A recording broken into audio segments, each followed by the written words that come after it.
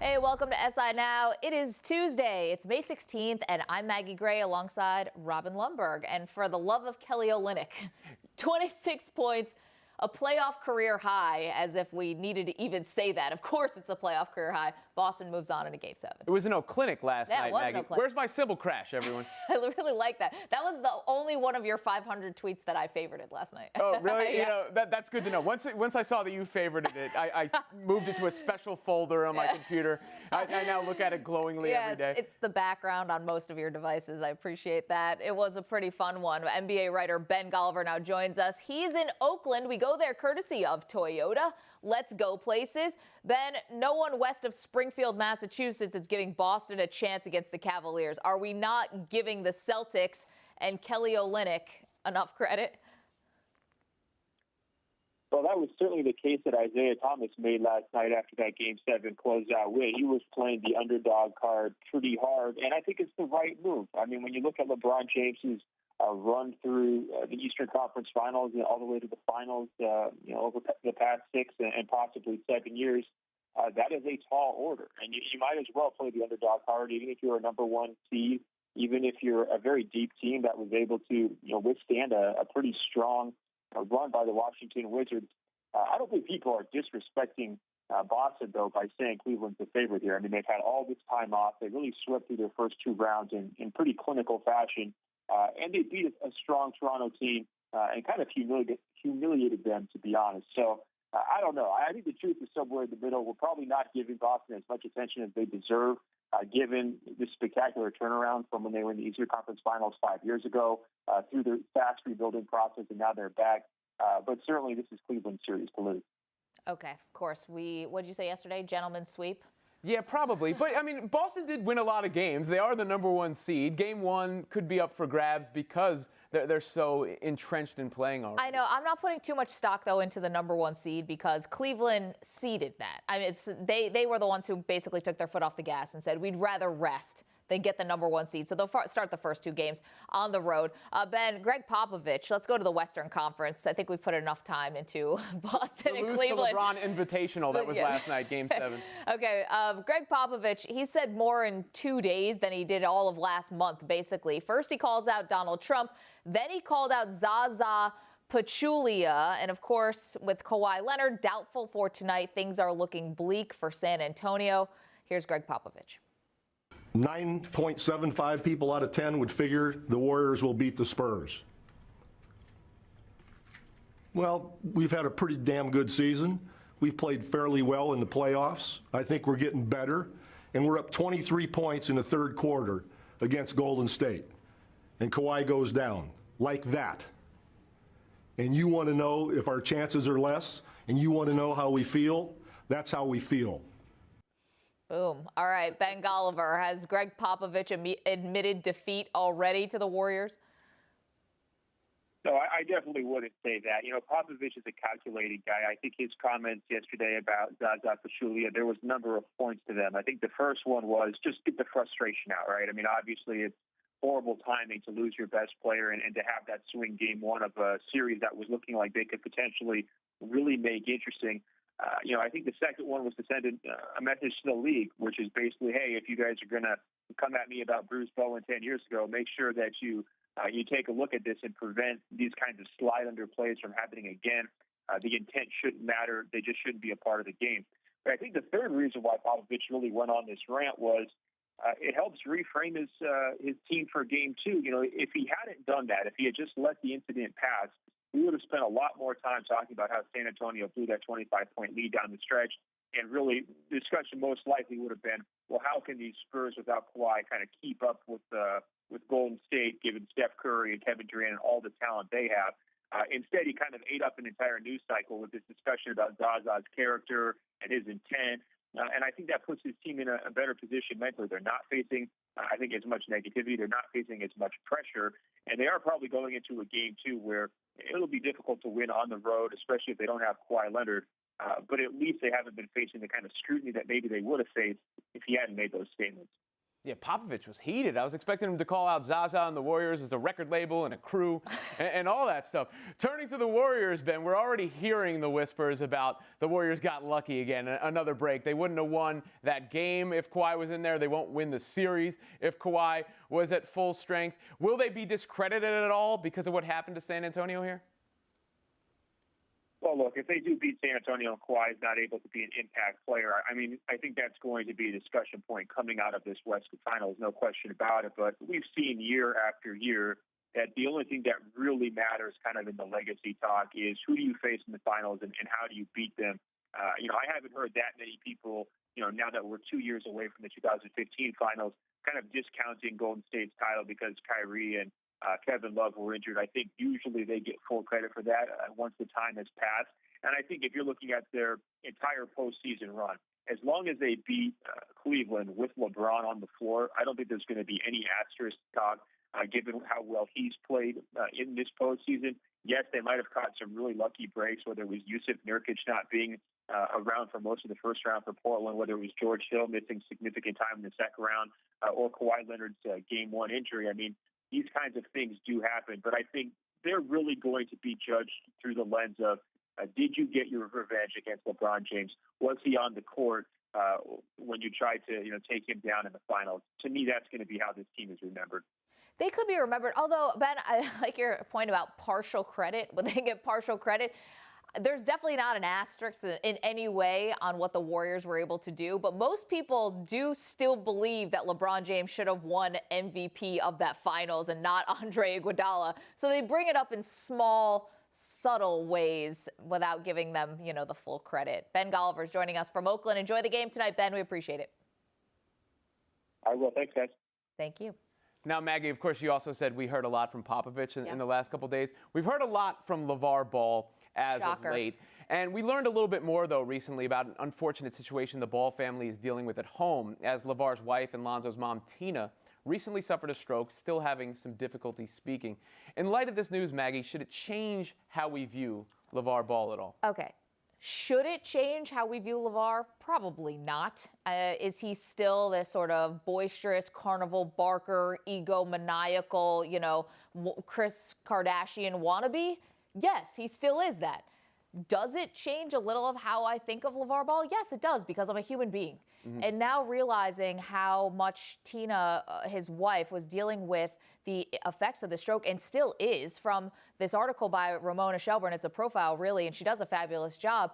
Tina Ball may not have all of her speech back at this point. There might be some facial, situation where maybe an eye is droopy, a mouth. These are things that real life people have to deal with. And, the fact that LaVar Ball has told his sons, and we learned through this piece, you just worry about yourself, and I have mom, and I'll take care of her. On a human level, that makes me feel like LaVar Ball is relatable. The LaVar Ball that we see on television and who is constantly calling out Michael Jordan and Steph Curry and saying you can't win with white players and getting high school coaches fired, that LaVar Ball I cannot connect to. The one who's taking care of his sick wife, that makes him more human to me. Yeah, you do try to put yourself in somebody else's shoes, whether they be big baller brand or what have you, and sympathy is something you feel. I do separate it, though. It doesn't change how I feel. It doesn't make you exempt from anything you say or your actions. Now, I never had really that much of a problem with LaVar Ball's actions or words in the first place. I mean, some of the stuff that he said was outlandish and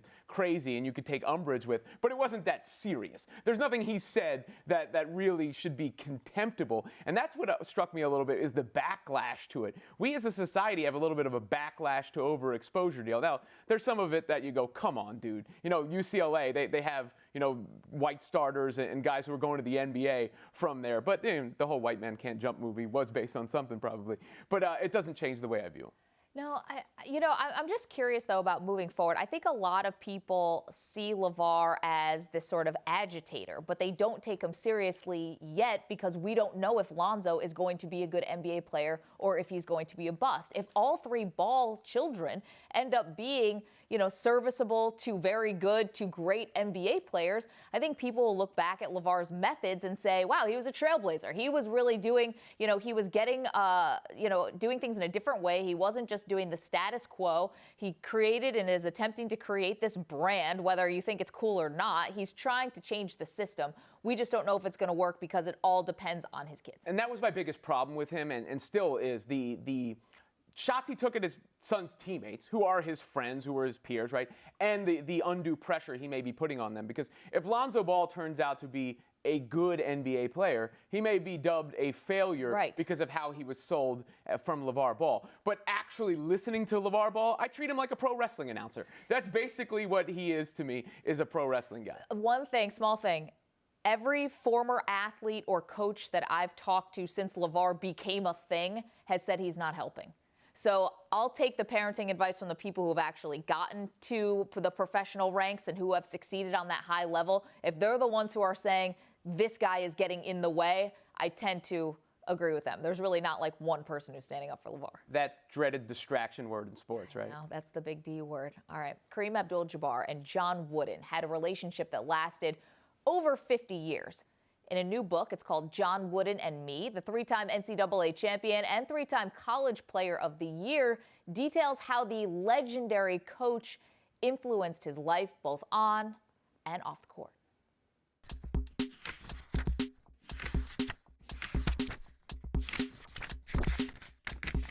He's a basketball legend and also an accomplished author. The new book, it's called Coach Wooden and Me. Kareem Abdul-Jabbar is with me. Thank you so much for being here. I feel like I know a lot about you, and I know a lot about Coach John Wooden, but you were able to talk about him in a way that other people cannot. What is one thing you wanted to tell in this book that the general public or even the sports fan just didn't know? That he had a number of difficulties that he had to deal with that were really tough, and he almost didn't make it. You know, losing his wife, the only person he ever really closely related to other than his children was his wife, and for him to lose her when he did and have to live the rest of his life, that was pretty tough on him. And people didn't know it. They didn't see it. They saw an aging giant of the court, and here he was. He suffered a lot. He died in 2010. It took you 7 years to write this book. How have your thoughts on your relationship with your former coach changed in that time? Well, for me, it took me that long to assess everything, you know, to see what happened. And then I had to decide if I wanted to share it. But I felt it was important for me to share it with everyone because people need to know what he was about. And I also get a chance to explain what I'm about. Yeah. So it was good for me to do this. It seemed like you guys could have been almost polar opposites, yet you found so much common ground. Absolutely, yeah. How did that change your relationship throughout the years? Well, I think as I discovered more about Coach Wooden, there was more for me to share with him. We were both big baseball fans. People don't know that Coach Wooden got the opportunity to manage the Pittsburgh Pirates, but he said that his commitment to UCLA, he had signed an agreement to do that. He was going to do that, so he didn't take that. He would have loved to have done that. One admission that I thought was really interesting that Coach Wooden shared with you years later was how much pressure he felt coaching you. He had the best player in college basketball, and the expectation to win was so great. He said, you went from playing to win, instead you were playing not to lose, or that's how he felt. It's curious that Ty Lue of the Cleveland Cavaliers came out recently and said he believes he has the hardest job in the NBA because he's coaching LeBron James. Now, a lot of people completely dismissed what Ty Lue said. But knowing how Coach Wooden felt, do you think that Ty Lue is right? Does he have the toughest job because he's coaching the best player? I understand Ty completely. I understand Ty completely because I know what he's going through. The fact that you do not anymore have a sense of discovery. I mean, you can only do it again. You can't do it as well as you did it the first time. The first two wins for UCLA were ridiculous. They were wonderful. You know, he took a team with no starting player was taller than 6'6", and in 1964, they wiped everybody off the court, undefeated season, out of nowhere. And it was so much fun. and no one expected it. And the joy of discovery of your own capabilities and everything that the UCLA program went through, that was all gone when I got there. Everybody expected them, oh, you guys are going to win it all. It's a different vantage point when people know that you're very good and they expect you to win. It takes a lot of the fun away because you're not testing yourself in the way that you thought you were against equal talent. Everybody says that you're better, and it diminishes it somewhat. Of course, so much of your life is about basketball, and your relationship with John Wooden was about basketball, but it was about other things as well. You lived through a tumultuous time. You were an outspoken activist, changing your name, converting to Islam. As these milestones in your life started to happen, in what ways was he with you or not with you during a lot of those moments? Coach Wooden wanted to know that we were doing things the right way. Whatever our choices were, that we were handling them the right way. So, insofar as I was becoming Muslim, he saw that I was making I studied it, and I was making a choice that came from within me. I wasn't being manipulated. And that was what was important to him. There was a group called the Black Muslims at that time. People thought that I might have been associated with them.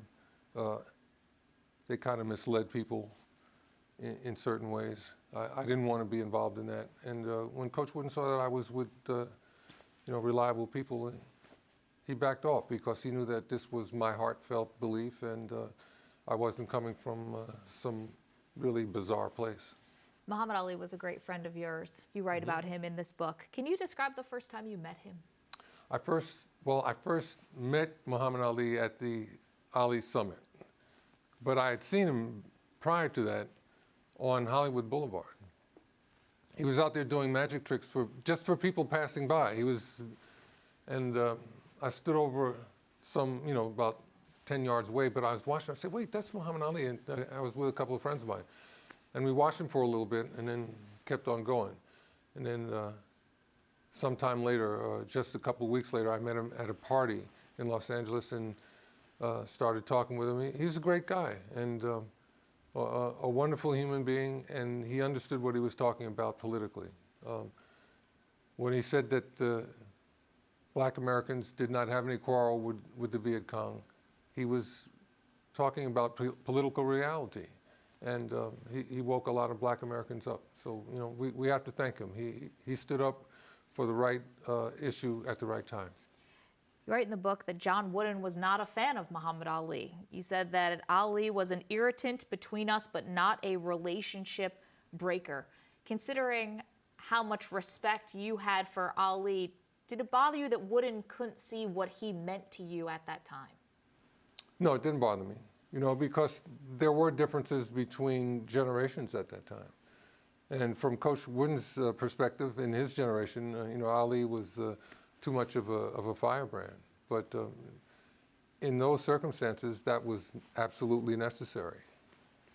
The book, Coach Wooden and Me, fabulous read. When you think that you know everything about you and you think you know everything about John Wooden, this takes it to another level. Well, I'm glad you enjoyed it. Thank you so much. Thank you.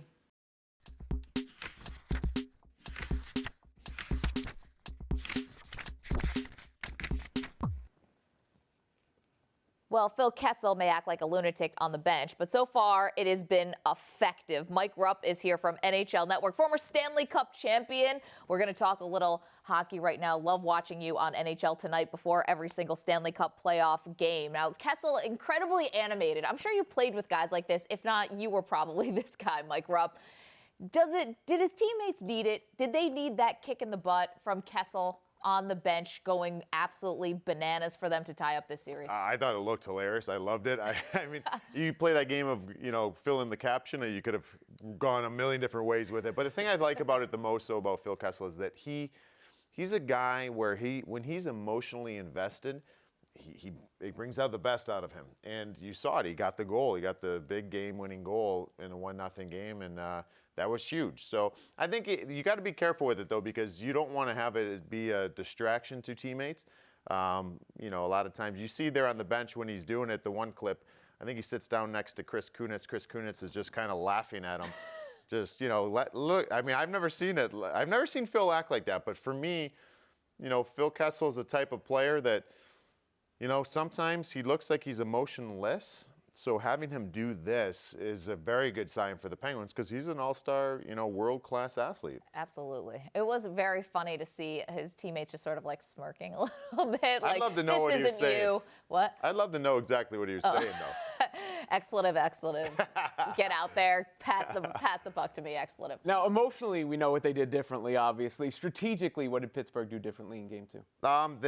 They were more invested in the physical game, and I think it was one. They came off a tough series against their rival, the Washington Capitals, and win a big 7 games. And I think that there's a little bit of a letdown. You're like, oh, okay, good. We got that one behind us. Now we can go and take care of this team. But you're not going to get by any round in the playoffs if you're not, invested in the physicality side of it. And they did a great job. They had 50 hits in the game, and they just were way better with just looking a little more desperate to win. And it certainly was that game. They don't want to go down 2-0 any team. So that was the biggest thing for me. They looked like they were ready to play. But now wounded, because you have Justin Schultz, you have Rust. They're both injured. Add that on top of the injuries that Pittsburgh had already suffered. Do they just not have enough horses to finally win this series? Does the dream end here for Pittsburgh? Well, the interesting thing is that the defense has been really banged up. Obviously, even coming in the playoffs, they have Chris Letang, who is top 5 defenseman in the NHL that is ruled out for the playoffs. And then they have Trevor Daley, who's out. Now potentially Justin Schultz. Those are their 3 best puck-moving defensemen. And you have those great forwards, the Crosby, Malkin, Kessel type players, but they need that puck in their hands, and they need it delivered there in stride. And those 3 defensemen that are potentially out are all the Penguins' best assets in doing that. So I think there could be a little bit of a disconnect. So, you got to look for guys to step up and come into the lineup and really not break stride. Now, the Senators, they're Canada's last hope at winning a Stanley Cup here. It hasn't happened since 1993, aptly enough, the Canadians. How big a story is that? Or how big a story would that be if a Canadian team was able to get there? Oh, it'd be huge. I mean, that's the thing is you get all of Canada that's behind Ottawa now. So it's like, you have, well, I don't know if the Toronto Maple Leaf fans, if we'll ever get behind Ottawa, but except for them. Yeah, except for them. But they didn't have any teams in the playoffs last year, and they had a lot of teams this year representing Canada. So I think you get that feeling in Canada that, hey, this is our sport, this is our game, and we want to get back on the map. And this is quite the Cinderella story because this team, if anybody told you they were taking the Ottawa Senators at any point in the season, they're flat out lying to you because no one did. And the fact of the matter, they just, caught stride, got hot, right? The best time, and man, they're tough to play against. Drake might ditch Toronto. We know he likes the bandwagon hop. Yeah, I don't think he's going to Ottawa. That would even be shocking. See, I can't tell if this storyline's overblown because I already think of hockey as a sport for Canadians. This is 3 Americans, by the way, on the set for me saying this, so I could be totally wrong here. But I already see hockey as really a Canadian sport. So I feel like all the players who are winning titles in Stanley Cups are Canadian. Does it matter if the team located in Canada happens to win one? Yeah, I think so. I mean, I think that it's about, having that cup on Canadian soil for them. And, on the flip side, me being an American, I love the fact that there's no Canadian teams in the playoffs last year. And I love the fact that I love that you can have a team from San Jose and, in California that had a great shot at winning the Stanley Cup. And that's special because there's some crazy rabid fans in San Jose as well as there are in all these different warm weather markets. So you don't have to just be from a Canadian city to love the game. Before we let you go, let's do some awards. Who's got your Conn Smythe so far? Conn Smythe, Marc-Andre Fleury right now, hands down. Runner-up, I'd give Ryan Getzlaf. Ryan Getzlaf has been just physically dominating out there. Okay, and what about Hart Trophy? Hart Trophy? Hart Trophy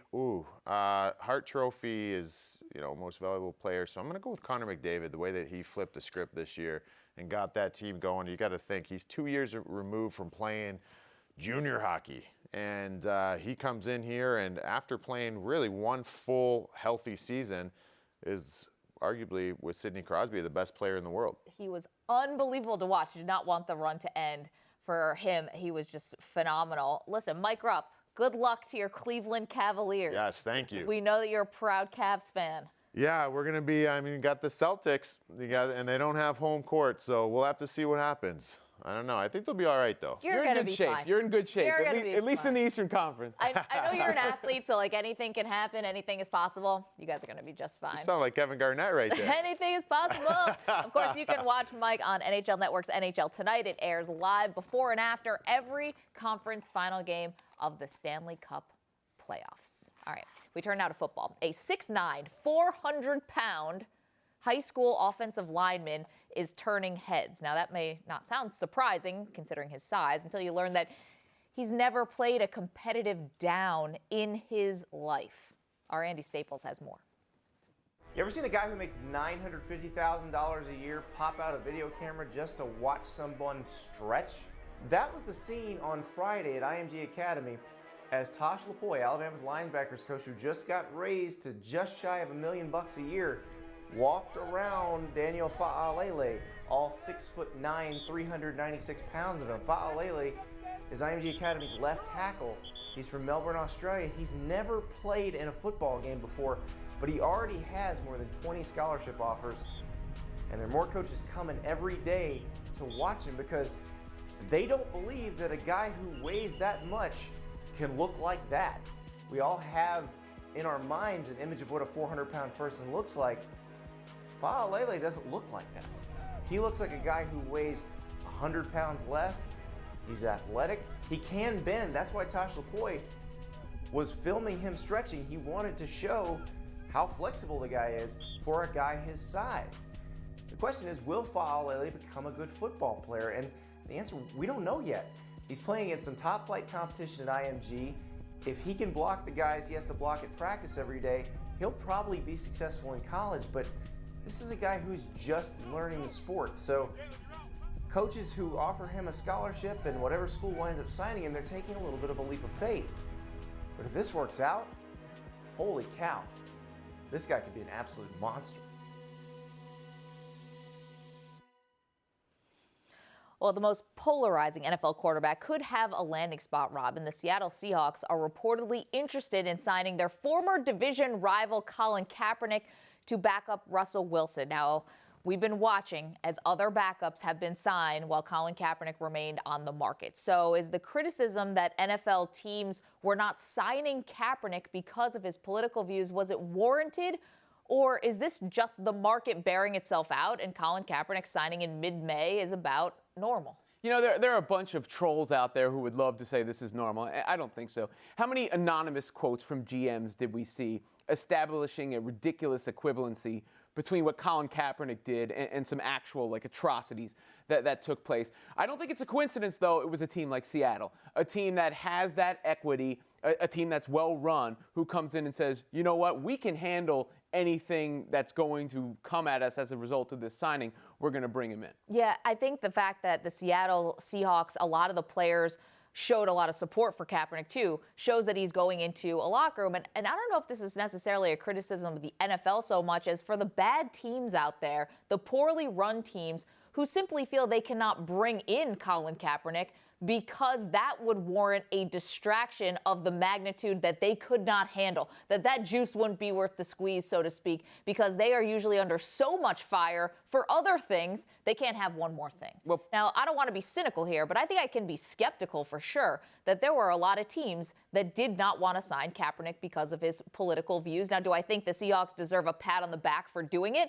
Probably not. He's going to help them win in some case. If Russell Wilson goes down with an injury, they play a similar style, running quarterbacks, athletic. So I don't think the Seahawks are doing anything where they necessarily should deserve a lot of praise, but you'll never convince me that Colin Kaepernick sat on the market while the likes of Blaine Gabbert and Brandon Weeden were signed, because it's not that he took a knee. The good thing is, though, this could work out really well. I think this could be a very nice fit for both, because Colin Kaepernick will go into a situation where there's really no pressure for him immediately because he's not taking over as the starter. Meanwhile, Seattle gets a guy, if Russell Wilson does happen to go down, who is probably, as soon as he signs a contract, the best backup quarterback in the NFL. Yeah, very interesting. We'll see if the pen gets put to paper and if Kaepernick does indeed sign with the Seattle Seahawks. Robin Lundberg, it's been a fun one. It's been great.